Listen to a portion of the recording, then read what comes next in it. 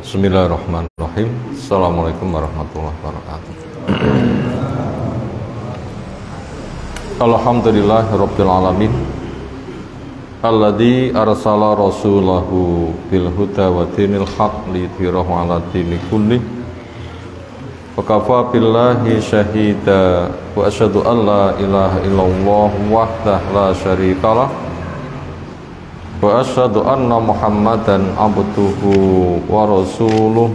Allahumma shalli ala Muhammad wa ala alihi wa ashabihi wa man tabi'ahum bi ihsanin ila yaumiddin. Ya ayyuhan nas ittaqu rabbakum alladzi khalaqakum min nafsin wahidah wa khalaqa minha zawjaha wa bassa minhuma rijalan katsiran wa nisaa'a wattaqullaha alladzi tasaaluna bihi wal arham innallaha kana 'alaikum raqiba. Wa ba'du fa inna asdaqal hadisi kitabullah wa khairal hadyi hadi Muhammadin sallallahu alaihi wasallam. Syarrul umuri muhdatsatuha fa inna kulla muhdatsatin bid'ah wa kulla bid'atin dhalalah wa kulla dhalalatin finnar. Ayyuhal ikhwah, azana subhanahu wa ta'ala. Alhamdulillah, syukur kita aturkan kepadanya. Salawat dan salam semoga tercurah untuk Rasulnya Muhammad sallallahu alaihi wasallam. Alhamdulillah, Ramadan yang kita tunggu hari demi hari semakin mendekati.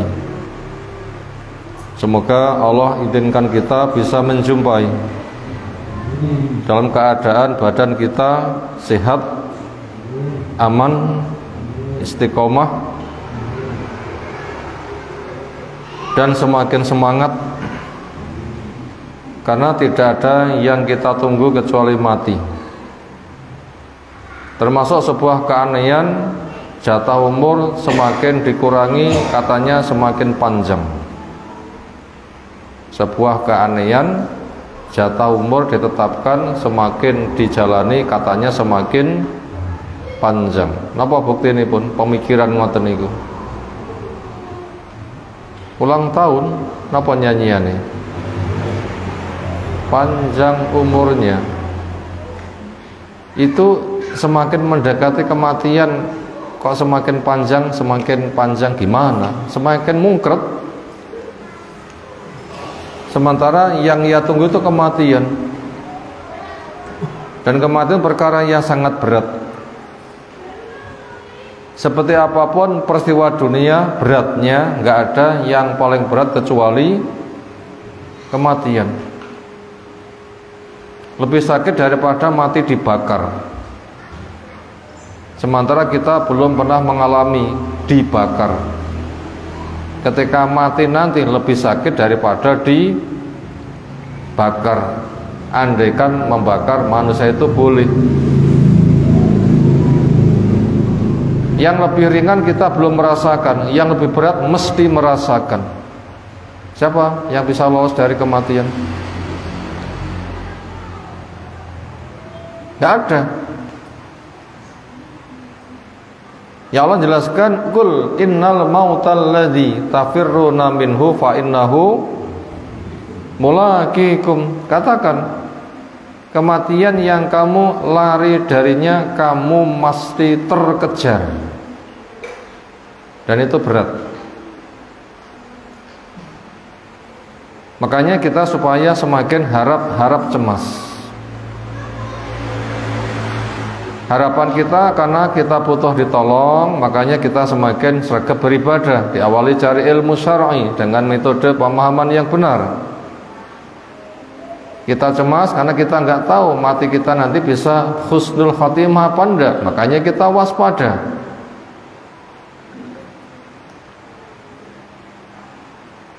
Dan Nabi SAW semakin dekat kepada kematiannya itu semakin bersiaga, bukan semakin pesta ria bahagia.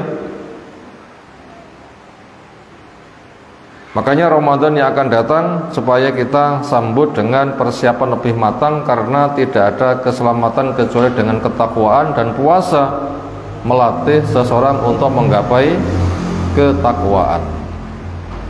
Maka sambutlah dengan kebaikan. Pertama dengan doa. Ya Allah, pertemukan saya dengan Ramadan dan bisa semakin semangat beribadah untuk mendapatkan berkah. Yang kedua, akidah kita semakin kita jaga dari kesyirikan. Jangan malah rame-rame yang kuburan. Kalau kita mau ziarah kubur sawayah-wayah. Apa faedah ziarah kubur? Satu, mengingat kematian, calonnya mati. Dua, mengingatkan akhirat, kamu akan masuk pada putaran terakhir di hisab nanti. Tiga, mengendalikan kita dari sifat serakah, karena dunia akan segera kita tinggalkan supaya semakin zuhud.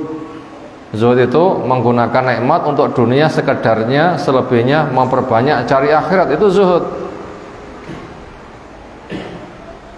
Hikmah berikutnya untuk menyampaikan salam. Assalamualaikum ya ahla diyar minal mu'minin wal muslimin wa inna insyaallah bikum lalahikun nas'alullaha lana walakumul afiyah. Salam sejahtera untukmu wahai penduduk kubur mukmin muslim. Insyaallah saya pun juga akan menyusul kepada kamu. Saya minta kepada Allah supaya kamu diberi afiyah, keselamatan, afiyah kami, selamat kami di dunia, bisa syukur dan sabar. Afiyah kamu di alam kubur, semoga dapat nikmat, dijauhkan dari siksa kubur. Itu untuk menyampaikan salam. Bahkan di waktu yang mustajab semakin kita banyak doa kepada Allah.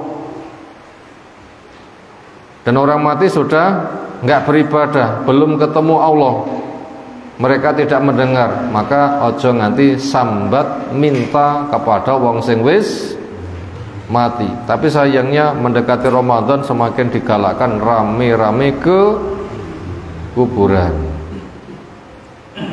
memetri caos dahar, bentuknya ingkungan atau kalimat thayyibah.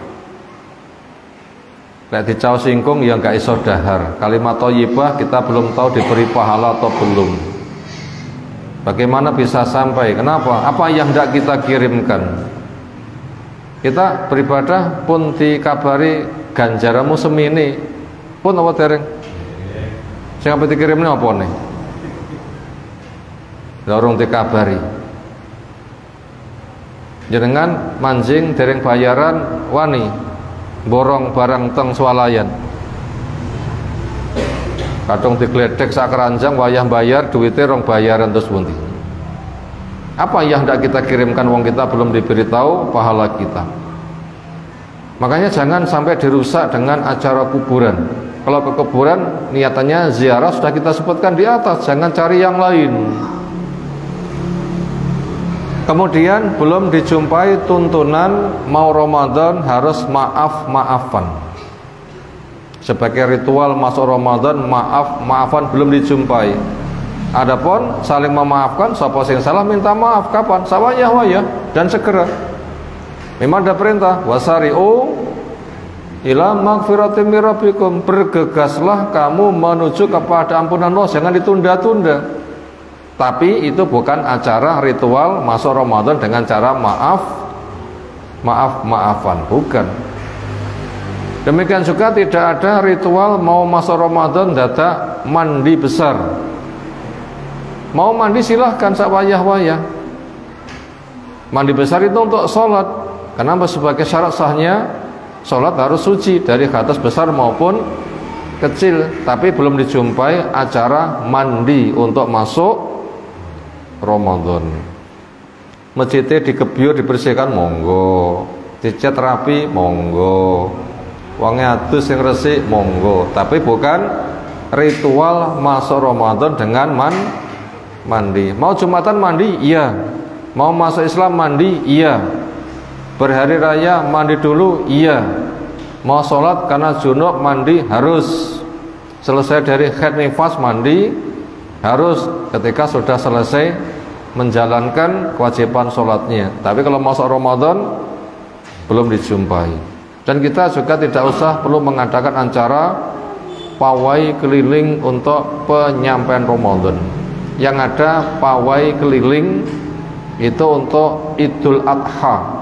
Begitu masuk Dzulhijjah, ada yang keliling mengingatkan masyarakat memperbanyak takbir, semisal Abu Hurairah, semisal Ibnu Umar. Itu mau masuk Dzulhijjah ke pasar, apa? Takbir. Wong sak pasar katut takbir. Memang takbir di Idul Adha itu panjang, sejak masuk sampai habis hari tasyrik. Tapi kalau mau masuk Idul Fitri ada publikasi keliling, nah itu belum dijumpai.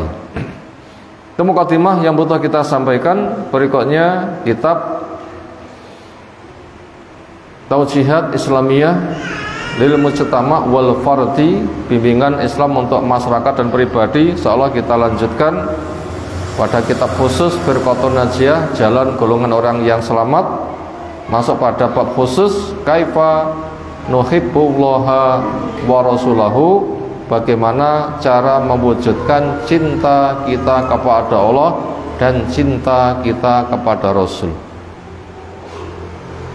Manusia diberikan kodrat ada rasa cinta.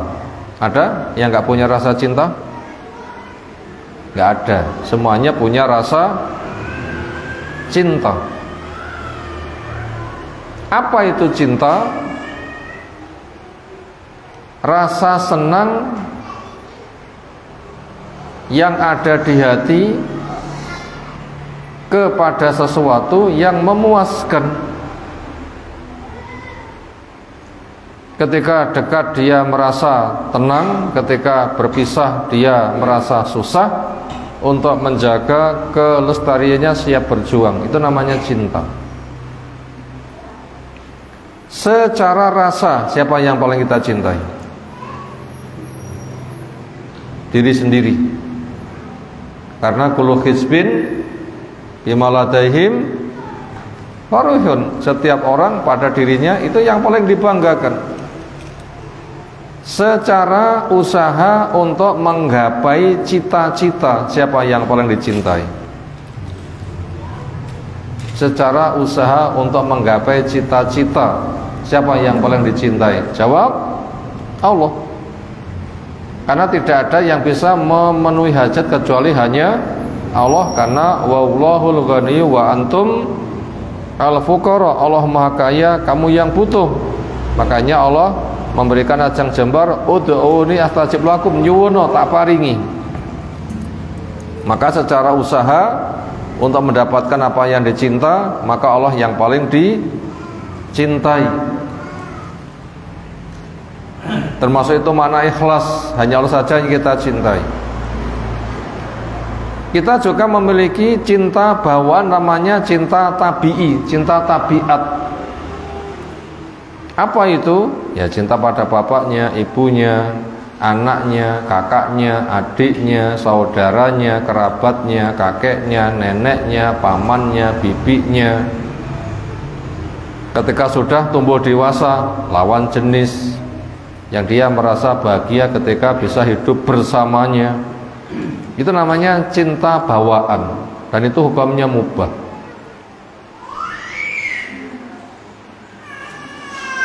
Kemudian cinta ada yang menimbulkan dosa, bahkan dosa besar. Apa itu? Cinta pada kesalahan itu dosa. Apabila sudah mengarahkan kepada ketaatan, kepada kesalahan, nanti bisa masuk syirik. Karena Yahudi dikatakan ittakhadhu akhbarahum wa ruhbanum arbaban min dunillah. Mereka menjadikan tokoh agamanya dan tokoh ahli ibadahnya Tuhan selain Allah. Dituhankan bersama Allah, sehingga Tuhannya double, Allah dan Rahib, Allah dan Akbar. Orang Nasara waktu itu protes, kami tidak menyembah mereka. Tapi kata Nabi, iya, Lalu beliau memberikan contoh, bukankah ketika tokoh agamamu berkhutbah isinya salah kamu taati, halal diharamne, haram dihalalne kamu taati? Iya, yang menuki caranya nyembah kepada tokoh agama.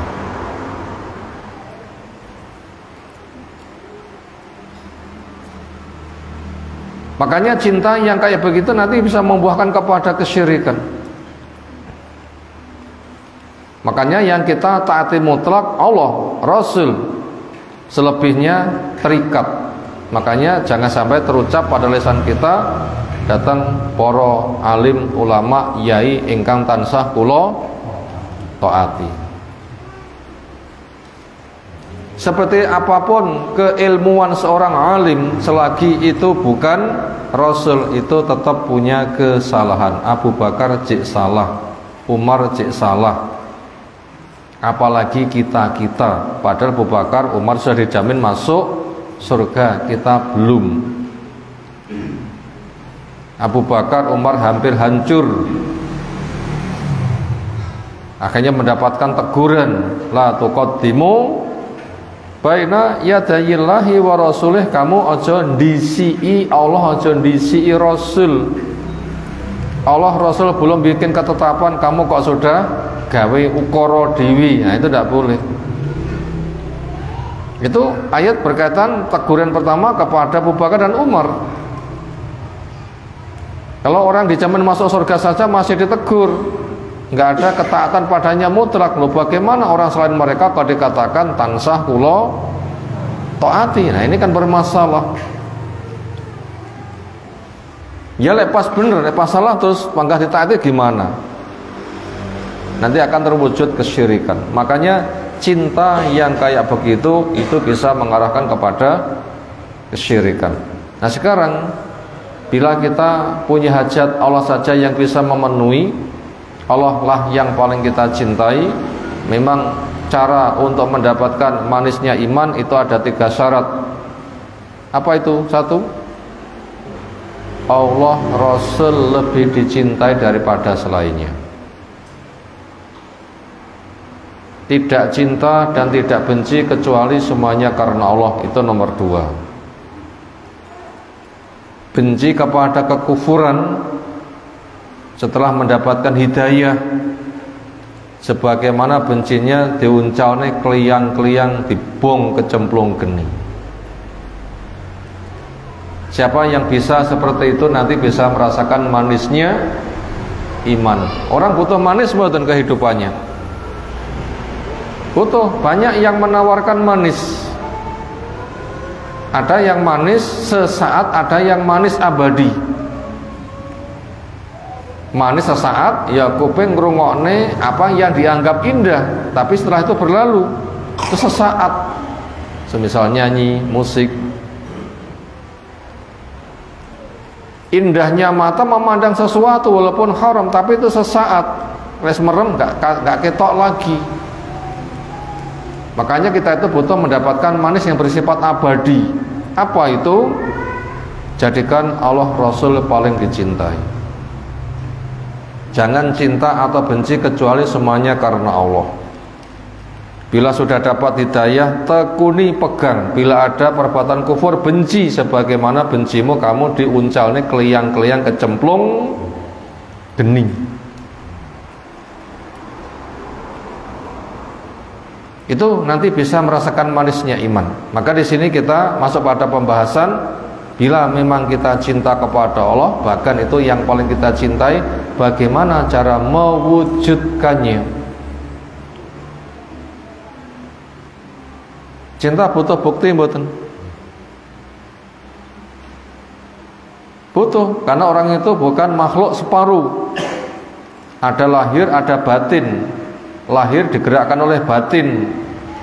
Bila batin sudah mapan, lahirnya terbawa. Ibaratnya gelas wonten banyune cemplungi gula diudek malih napa? Legi.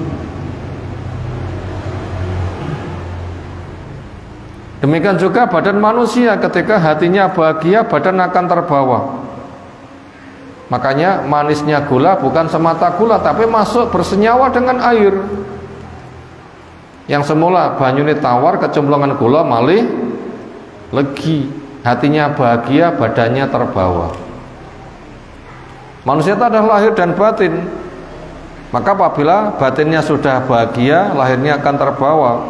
Hatinya cinta pada Allah, badannya ada konsekuensinya. Ibaratnya banyune malih legi, itu konsekuensinya. Ada beberapa poin sebagai petunjuk pelaksanaan bagaimana mewujudkan cinta kita kepada Allah, cinta kita kepada Rasul. Pertama, penyusun buku rahimahullah ta'ala, Syekh Muhammad bin Jamil Zainu menukilkan sebuah ayat dari Al-Imran yang ke-31.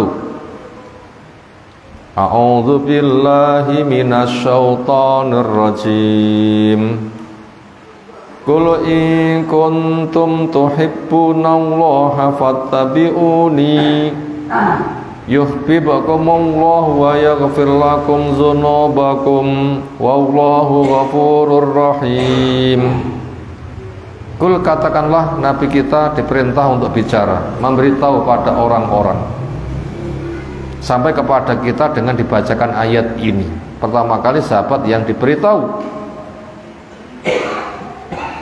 In, jika kuntum ada kalian tuhibbunallah, cinta kepada Allah, kamu punya hajat nggak bisa memenuhi, Allah yang bisa memberi. Buktinya Allah mengatakan mintalah akan diberi.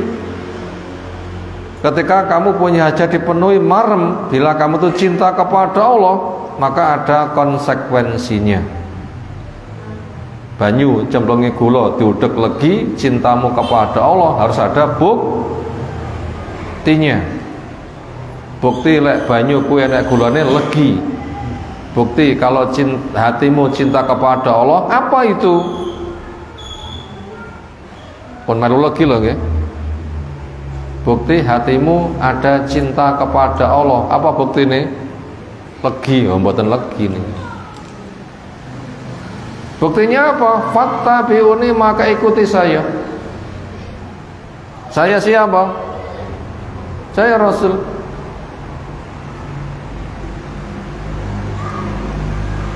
Karena manusia belum dipertemukan dengan Allah, cukup dengan Rasulnya saja. Karena ketemu dengan Allah itu adalah puncak nikmat ketika masuk surga. Apa puncak nikmat masuk surga? Memandang kepada Allah Ta'ala. Makanya di dunia itu bukan surga, makanya Allah belum menampakkan. Sementara manusia butuh petunjuk. Gimana? Allah berfirman, didengar, ditulis, dibukukan, diturunkan. Ada Jibril membawa ayat, ada Rasul diutus untuk membimbing. Maka bukti cintamu kepada Allah, Allah memberikan bimbingan. Tanpa bimbingannya Allah, fattabi'uni. Makanya bila kita tuh mengkaji tafsir Al-Quran, tidak bisa dipisah dengan sunnah. Karena Quran tidak turun sendiri. Apa ada di masyarakat orang menafsirkan Al-Quran tanpa sunnah? Tidak boleh itu. Kok Quran kamu tafsir dewi, memang Quran diturunkan langsung kepada kamu? Enggak kan? Rasul yang membacakan kepada umat, lengkap dengan tafsirnya. Ya Allah jelaskan, la tuharik bihi lisanaka litajala bih. Inna alaina jam'a Qur'ana fa idza qara'na fatabi Qur'ana tsumma inna alaina bayana. Kamu jangan gerak-gerakkan lisanmu ketika dibacakan karena kamu tergesa-gesa, khawatir gak hafal. Gak usah, wis ngrungokno wae. Karena yang jamin kokoh pada hatimu, kamu nanti bisa menjaga saya. Lalu tugasku juga menjelaskan tafsirnya. Jelaskan. Akhirnya Rasul tugasnya yatlu alaihim ayati wa yuzakkihim, membacakan ayat kepada umat dan mensucikan mereka. Bahkan Allah menandaskan litubayyina linnasi ma nuzila ilaihim, tugasmu menjelaskan kepada manusia makna wahyu yang diturunkan. Lalu bagaimana orang mengkaji Al-Quran tanpa sunnah? Apabila orang itu mengkaji Al-Quran tanpa sunnah, itu seolah dia itu ngaku jadi nabi, bahaya mboten? Ngaji Quran tanpa sunnah seolah dia itu jadi nabi. Kenapa? Cukup dengan Quran. Emangnya kepada kamu diturunkan? Enggak. Kalau mau Anda kepada siapa diturunkan? Pada nabi. Tugasnya nabinya apa? Namun membacakan saja, nggak menjelaskan, nggak menjawab pertanyaan, nggak menyontohkan. Nah tentunya dia nggak bisa menjawab. Makanya bukti cinta kita kepada Allah dengan cara ittiba, mengikuti pada siapa? Nabi. Kenapa? Khuluquhu Al-Quran, akhlaknya Al-Quran. Karena Allah telah menyebutkan wa innaka la'ala khuluqin azim, sesungguhnya engkau berada di atas akhlak yang besar. Akhlak itu apa? Profil yang mewujudkan, bisa dirasakan nyata. Ternyata itu perwujudan dari Al-Quran. Makanya siapa yang pengen roh Quran dalam bentuk kerja nyata, itu perbuatan Nabi. Makanya ada perintah fattabi'uni, ikuti saya. Memang gitulah Allah menetapkan taat adalah wa atiullaha wa atiur rasul. Taatilah Allah, taatilah Rasul. Wa itu sepadan, dan Rasul itu tidak ada hawa nafsunya ketika membacakan ayat. Itu hanya membacakan, itu hanya menyampaikan saja. Itu konsekuensinya cara mencintai Allah dengan sunnah. Karena praktek Quran berada pada sunnah, profil Quran berada pada sunnah. Tanpa sunnah celaka. Tanpa sunnah celaka apa ciloko? Serenek pilihannya, neraka semuanya. Nah ini pasti, ini hukum nggak bisa ditawar. Makanya termasuk menafsirkan iktikaf nggak pakai cara Rasul, itu iktikaf itu hanya kenangan. Memahami iktikaf tidak pakai pemahaman Nabi, iktikaf jadi kenangan. Orang itu bila memahami Quran hanya akal-akalan, iktikaf itu adalah hanya di masa Nabi, lalu pada Ramadan pertama. Karena di situ turunkan Al-Quran, Inna anzalnahu fi lailatil qadri, sesungguhnya kami turunkan Al-Quran di malam mulia. Makanya adanya iktikaf ketika Quran itu diturunkan dengan dalil Inna anzalnahu fi lailatil qadri. Apa sekarang Quran jadi diturunin? Nah, gitu mereka bikin subhat. Kekacauan pemikiran. Loh, Quran itu kan diturunkan di masa Nabi. Itu ada iktikaf. Loh, sekarang kok panggah iktikaf, imannya Quran diturunkan sekarang. Ini subhat mereka. Gimana cara mengurai subhat mereka? Kekacauan pemikirannya gimana? Balik tanya. Praktek Nabi ketika iktikaf itu di Ramadan pertama atau di Ramadan yang lain? Apa jawabnya kira-kira? Praktek Nabi ketika iktikaf itu di Ramadan pertama atau di Ramadan yang lain? Apa jawabannya pun? Ketika Nabi dituruni Inna Iqra bismi rabbikal ladzi khalaq, yang diturunkan itu di malam Qadar. Waktu itu Nabi ada di mana? Di masjid atau di tempat yang lain? Sementara iktikaf itu di masjid. Wala tubashiruhunna wa antum aakifuna fil masajid. Fina pobi. Nanti dicek ayatnya. Dan kamu jangan melaksanakan kepentingan suami istri sementara kamu iktikaf di masjid. Gak oleh. Nek masjid nggih tandang ngono atau mulai dhisik, gak bisa.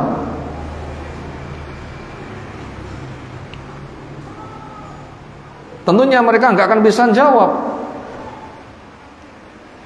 Quran diturunkan pertama dengan Iqra, Nabi ada di Gua Hira, nggak di masjid. Loh, katanya iktikaf di masjid. Diturun lagi dengan Ya ayyuhal mudaththir, Nabi itu berada di rumah sedang diselimuti oleh istrinya karena ketakutan, nggak di masjid. Loh, katanya inna anzalna fi lailatul qadar itu iktikafnya di masjid. Loh, aneh kan? Makanya memahami tanpa sunnah itu jadi kacau. Sementara wajibnya Ramadan akhirnya ada itikaf, itu Ramadan keberapa? Ramadan ke-15 sejak diangkat jadi Nabi Rasul, atau Ramadan kedua ketika hijrah di Madinah. Lagi turun kewajiban puasa itu wis perjalanan Nabi dakwahnya sudah berapa? 15 tahun, bukan Ramadan pertama. Sementara yang menceritakan tentang iktikaf sinten? Nabi iktikaf nganti kepala masuk ke kamar istrinya nyisir rambutnya. Siapa itu sang istri yang menyisir rambut itu? Bu Aisyah. Ketika Ramadan pertama, Bu Aisyah sudah lahir belum? Oh, belum. Kalau gitu Nabi itu nggak itikaf pada Ramadan pertama. Bu Khadijah sing ngopeni. Bu Khadijah sing ngopeni. Dan Bu Aisyah itu di nikah sudah satu rumah itu ketika sudah ke Madinah loh. Tapi jarak itu yang menceritakan tentang itikaf. Itu tadi contoh memahami Quran tanpa sunnah kacau. Menyelesaikan itikaf saja tidak selesai. Lalu pakai sunnah kan gampang kan? Ya apa? Prakteknya Nabi. Siapa cerita? Kapan Ramadan, kapan poso itu diturunkan kewajibannya? Ternyata 2 Hijriah sudah nikah dengan Bu Aisyah. Yang cerita iktikaf Nabi ya Bu Aisyah, termasuk kepala dimasukkan ke kamar, awak enek masjid, kemudian setelah wudu kemudian disisir. Nah, seperti itu. Itu kan Bu Aisyah yang cerita, bukan Bu Khadijah. Nah, begitu. Makanya bentuk cinta kita kepada maka ikuti Rasul. Nanti akan tahu bagaimana praktek Al-Quran. Kemudian Rasul diikuti, kita wajib tahu Rasul itu tugasnya apa, dan kita siap untuk mengikuti karena kita sudah ikrar. Dan orang yang sudah ikrar itu dituntut kewajibannya. Apa ikrar kita? Asyhadu alla ilaha illallah, asyhadu anna Muhammad Rasulullah. Bila kita sudah berikrar dituntut. Laki-laki berikrar siap jadi suami sambil mengatakan qabil itu nikah kaha bimahril madhkur. Dipun tuntut mboten? Ya dituntut. Napa tuntutane? Bojomu ya diingoni gekne omah.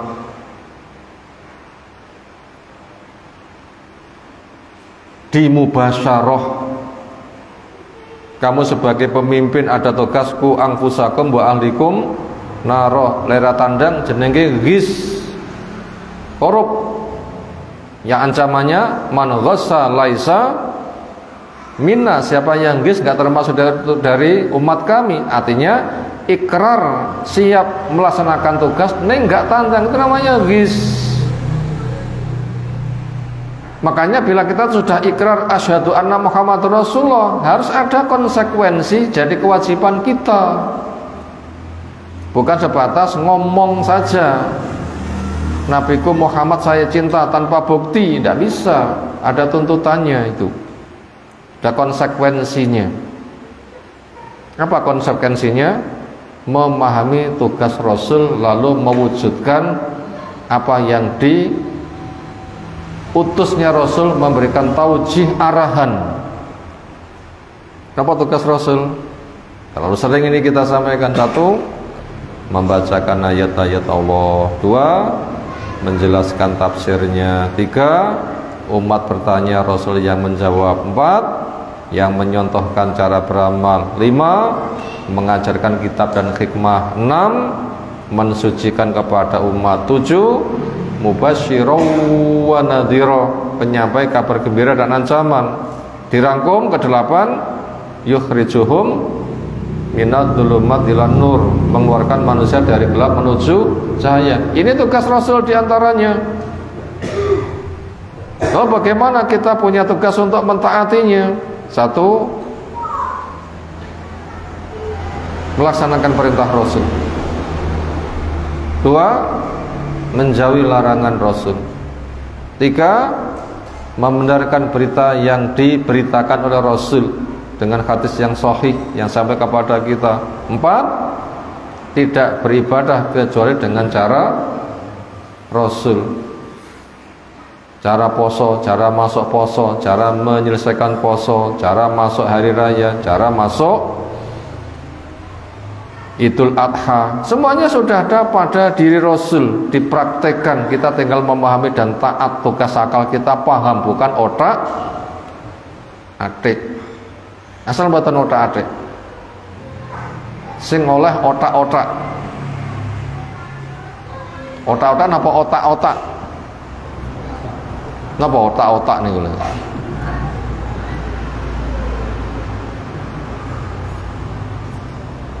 Sentra otak-otak pundi? Daerah Gresikan nggih. Walaupun sini pun juga bisa, tapi sentra. Nek otak-otak angsal, enak ngoten nggih. Enak. Tapi lek otak-atik, nah itu yang nggak boleh. Itu tadi cara mencintai Rasul dengan fattabi'uni. Nanti fadilahnya adalah yuhibbukumullah wa yaghfir lakum dzunubakum. Niscaya Allah akan mencintai kamu dan akan mengampunkan dosa-dosa kamu. Wallahu ghafurur rahim. Allah itu Maha Pengampun lagi Maha Penyayang. Sanian, qala bersabda Rasulullah sallallahu alaihi wasallam, la yu'minu ahadukum, tidak sempurna iman satu di antara kamu. Ini pensyaratnya tidak iman yang sempurna, bukan tidak iman sama sekali, bukan. Tapi tidak iman secara sempurna. Karena tidak iman sama sekali itu syirik. Semata di sini enggak cerita syirik. Karena dosa yang tidak diampuni itu apa?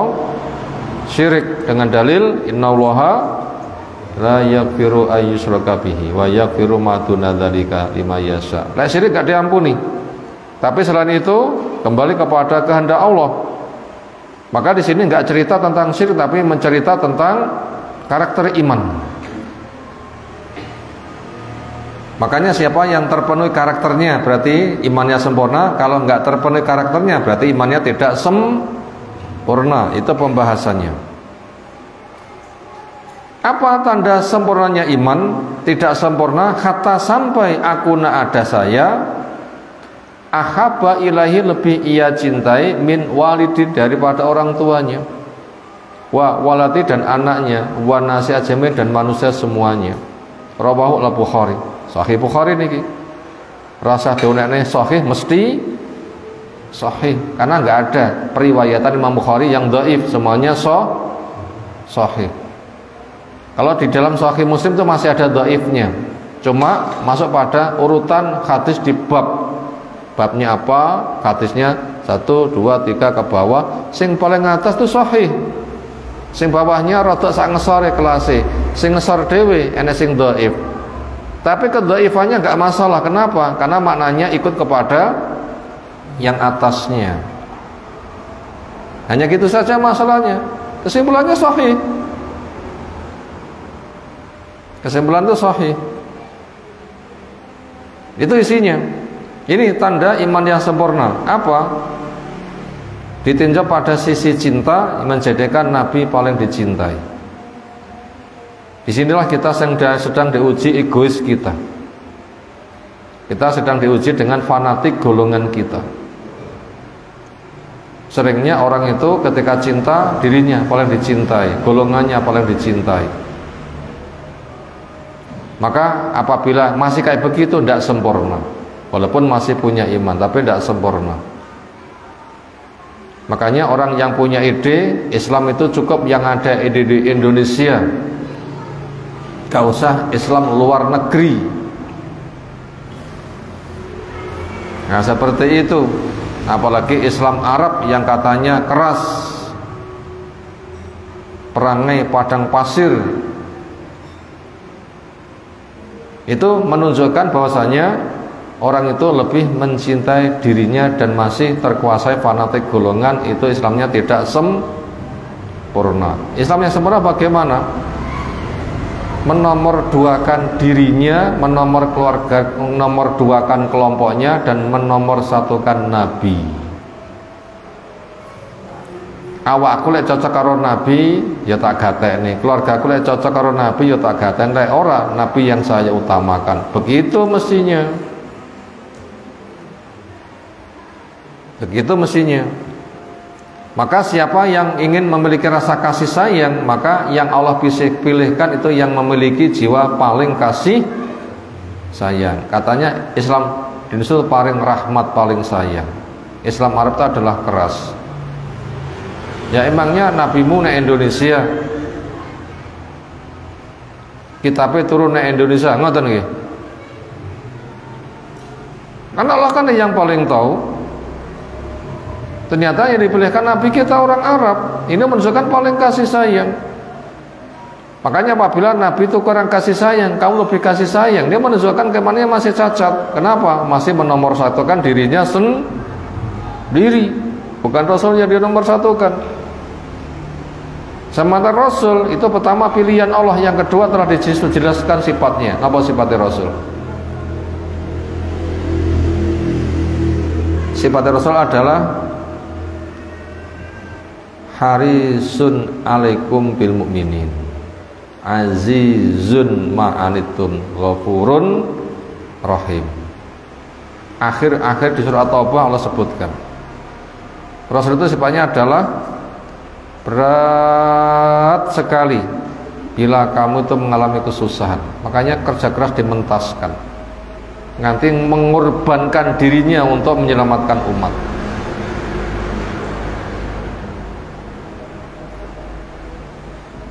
Nah begitu, sangat berambisi kamu itu jadi baik,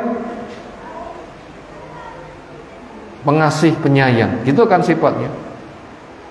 Dan tidak ada orang yang paling sayang daripada Nabi, sehingga digelari sebagai ulul azmi. Di antara grup ulul azmi, Nabi kita terbaik. Bahkan ketika dikumpulkan di padang mahsyar, Nabi kita sebagai sayyidun nas yaumal qiyamah, bos pucuk pimpinan manusia di hari kiamat. Di antara makhluk yang paling kasih sayang, Nabi kita paling kasih sayang. Kenapa?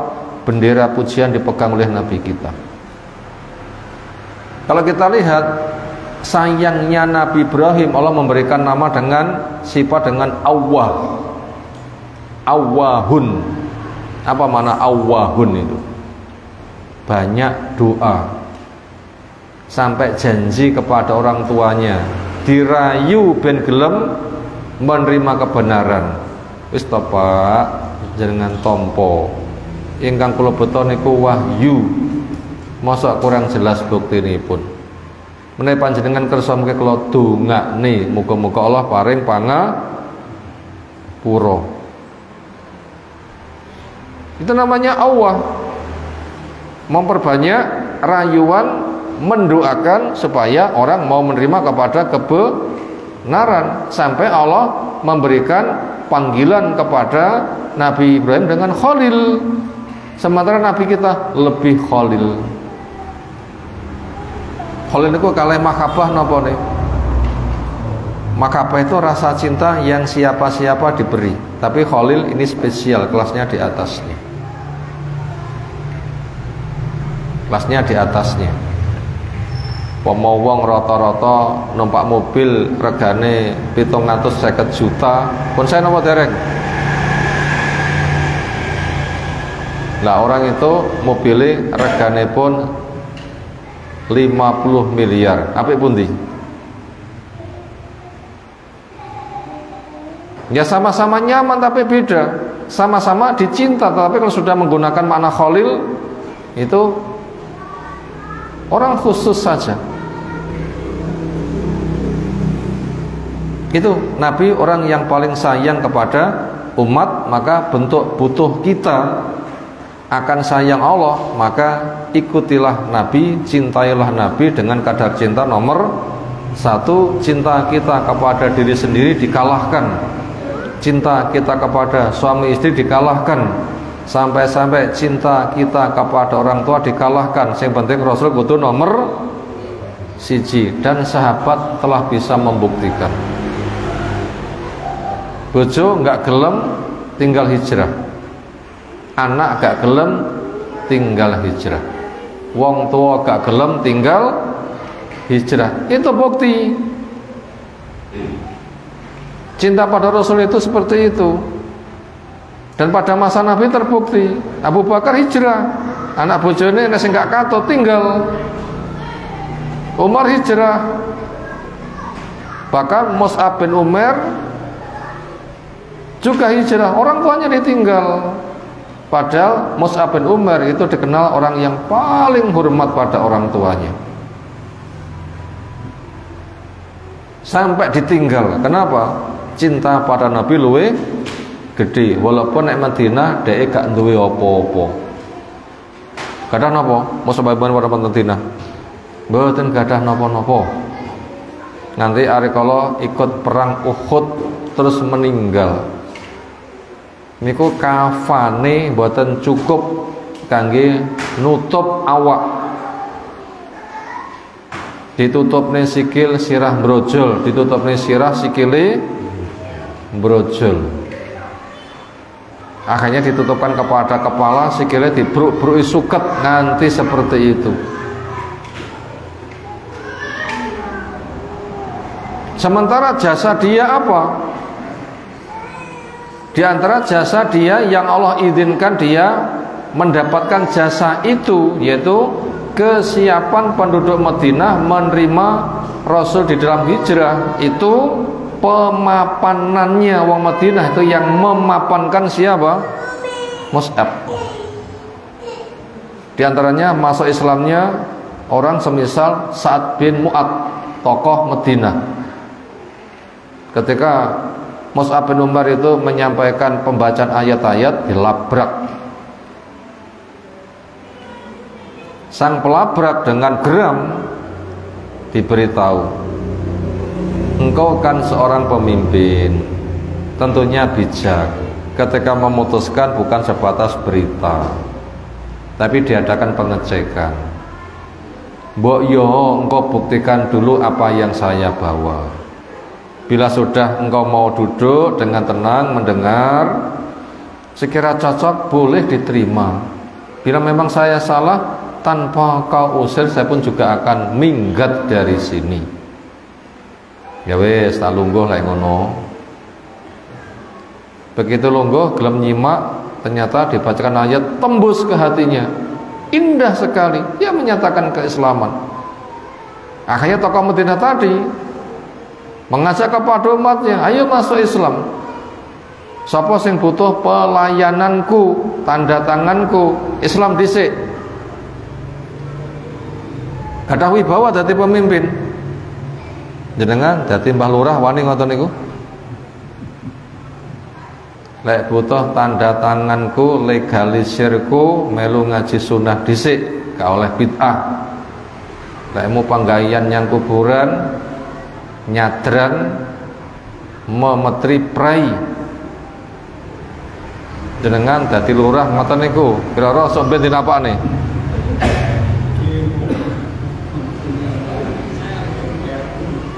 Nah, dia jadi pemimpin punya wibawa, kan sing wani ndemo. Nah begitu, itu jasa Mus'ab bin Umair. Dengan dia masuk Islam orang berbondong-bondong. Nah begitu akhirnya siap menerima Nabi di dalam hijrahnya. Itu contoh orang yang cinta kepada Nabi ngalahne wong tuane. Dan itu tidak termasuk durhaka.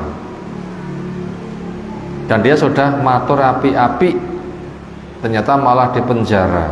Ya brojol, lari. Kenapa? Cinta pada Nabi membara. Orang tua nggak bisa jadi penghalang. Orang tua nggak bisa menjamin, tapi Nabi ada syafaatnya, gitu kan?